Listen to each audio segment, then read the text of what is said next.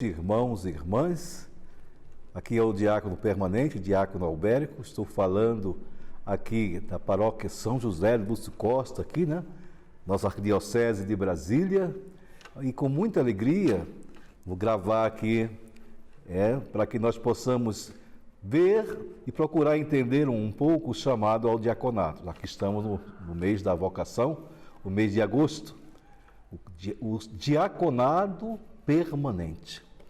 Gostaria de, em primeiro lugar, citar o chamado de Deus, né, que é o chamado à santidade, que é um chamado a todos.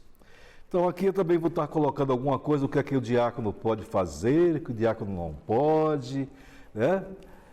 Mas o mais importante não é o que o diácono pode fazer, o diácono não pode.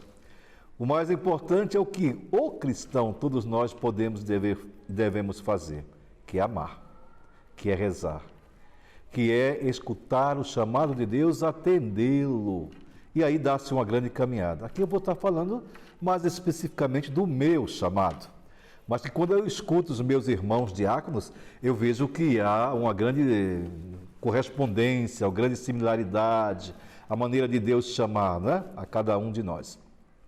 Em primeiro lugar, eu quero dizer do meu chamado à vida, o meu chamado a ser cristão, tá? Já com 40 anos de idade, quando aconteceu Jesus em minha vida.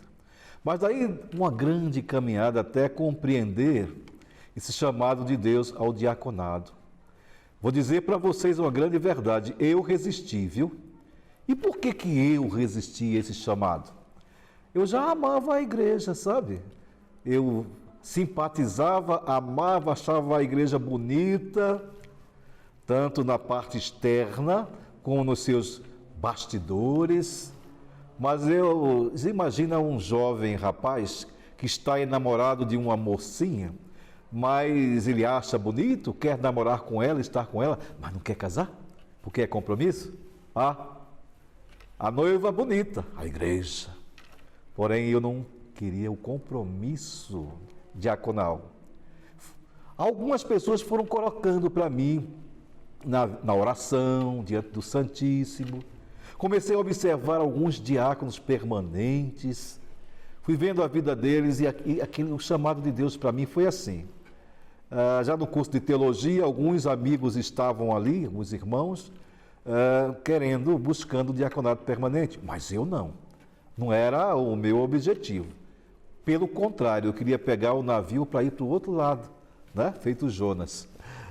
Bom, então assim se deu durante os 4, 5, 6 anos, não sei medir bem o tempo, quando veio um padre do Rio de Janeiro, para a paróquia onde eu estava, que era a paróquia São Paulo Apóstolo, aqui no Guará, e o padre tinha um projeto, e nesse projeto ele deveria ter contar com 4 diáconos.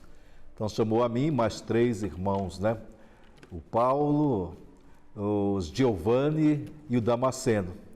Estava no projeto dele. E esse projeto que era do padre, na verdade não era do padre, era o projeto do Pai do Céu. E assim aconteceu, mas eu ainda disse não para o padre, né? O padre Carlos já está no céu com Deus.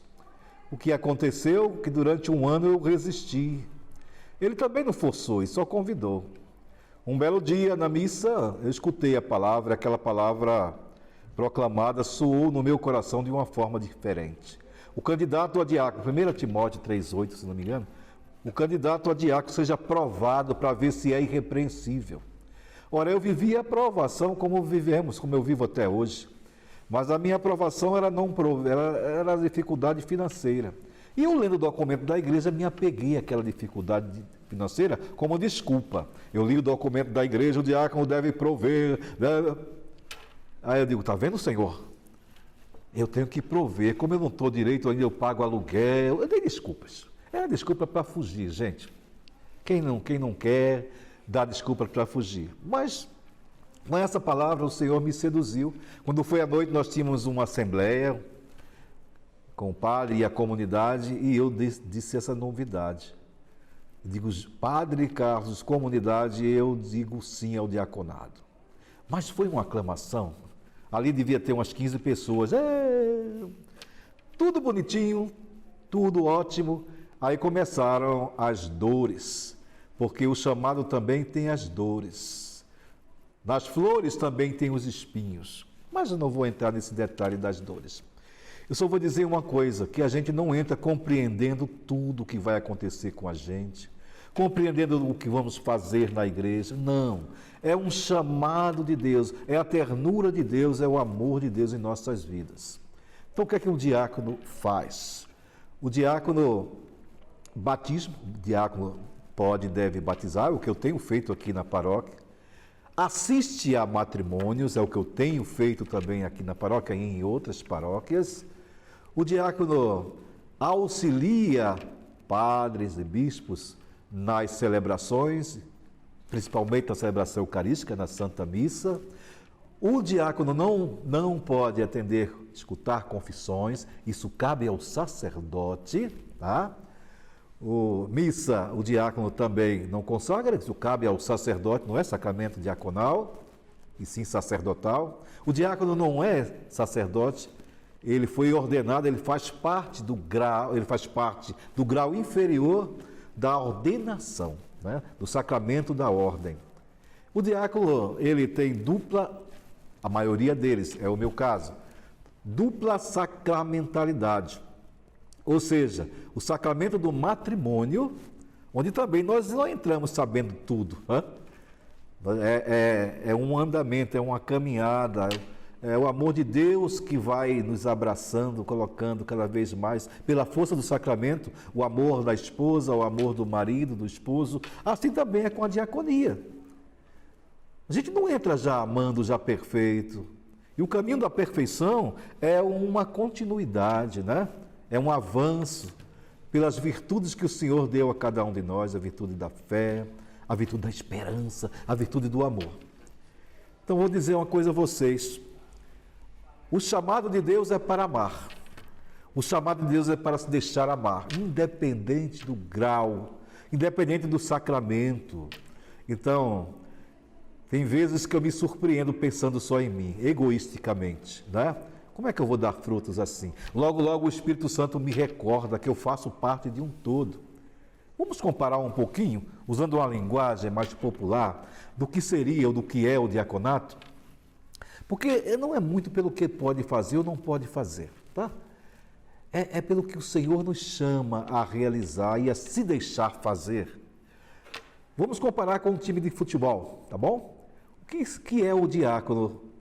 Diácono seria aquele jogador que não é aquele que faz o gol, não é o artilheiro, mas ele vai tocar a bola, ele vai proporcionar para que o gol seja feito, ele vai passar a bola em melhores condições para que outros jogadores façam um golaço. Se aqui e ali ele faz um gol, ótimo, mas não é a principal função dele. E quando o diácono não escuta o técnico, ou seja, quando ele não reza, quando ele não recebe bem os sacramentos, quando ele se torna egoísta, ele faz gol contra. E não estamos na igreja para fazer gol contra, para atuar contra. A nossa missão é evangelizar, ou seja, passar a bola e proporcionar para que os artilheiros façam os gols. O que é o gol? A salvação de cada um. É a igreja em movimento, é a igreja dinâmica, em que Deus nos chama ao diaconato, ou seja, nos chama a servir. Cada um no seu grau. Eu no grau inferior, nós diáconos no grau inferior, mas como servos. Alegrar-se em servir. Há muito mais alegria em dar do que em receber. Em linhas gerais, agora também quero colocar a parte final, para não ficar longo, né? Então aqui eu creio que surgem algumas perguntas, né, em relação ao diaconato. Inclusive eu tinha essas questões, creio que muita gente tem essas questões, essas dúvidas. Em primeiro lugar, muitas pessoas veem um diácono como leigo, né? E ele não é leigo. Veem como padre, mas ele não é padre. Então, o diácono, ele é ordenado para o serviço da palavra, ele é pregador da palavra. Na missa, é ele quem proclama o evangelho, tá? O que mais que ele faz? O diácono, ele está no serviço da caridade, é dedicado aos pobres, aos necessitados. O diácono participa da liturgia. Então, são essas três, né? Que são as vertentes, o serviço do diácono. Palavra, liturgia e caridade. Só que isso é um leque muito grande, né? O que fazer especificamente na missa, além de proclamar o Evangelho? O diácono arruma o altar, né? O diácono prepara o altar, entrega o cálice ao sacerdote, entrega a patena e o cálice ao sacerdote, num gesto muito significativo de serviço, de servir. Então, o diácono é aquilo que eu falei, né? Ele prepara. Agora, também os sacramentos do batismo, né? Que eu já falei aqui, citei, estou repetindo, matrimônio. E como é que é a vida sacramental, matrimonial do diácono, como pai de família? A esposa, por exemplo, na vida do diácono, do candidato a diácono, vamos colocar uma coisa aqui. A esposa, a importância da esposa em toda a vida, seja ele leigo ou diácono, mas aqui para o diaconato. Se a esposa não assinar, não concordar, não dizer que quer, a igreja não ordena. Por quê? Porque esta mulher, essa esposa, ela vai ceder o seu marido à igreja, para que ele sirva a igreja.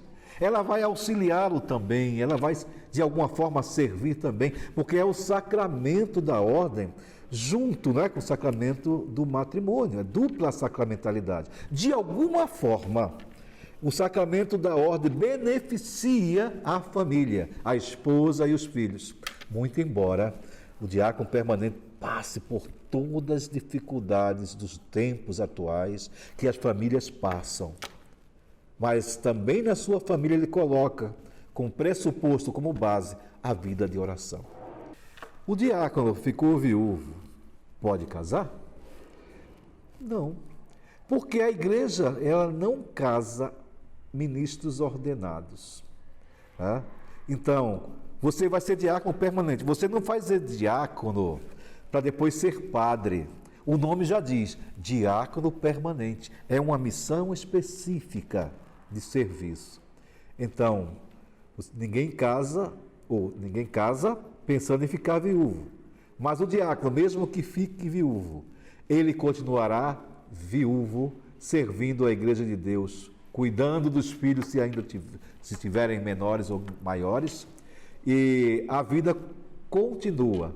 E existem muitos irmãos meus que ficaram viúvos e que estão enfrentando essa dificuldade e que estão fazendo a sua missão airosamente, tá bom? Então, essas respostas que eu quis dar nesse breve tempo, para que nós possamos compreender melhor esse chamado de Deus no diaconado permanente. Amém? O Senhor esteja convosco, Ele está no meio de nós. Abençoe-vos, Deus Todo-Poderoso, o Pai, o Filho e o Espírito Santo.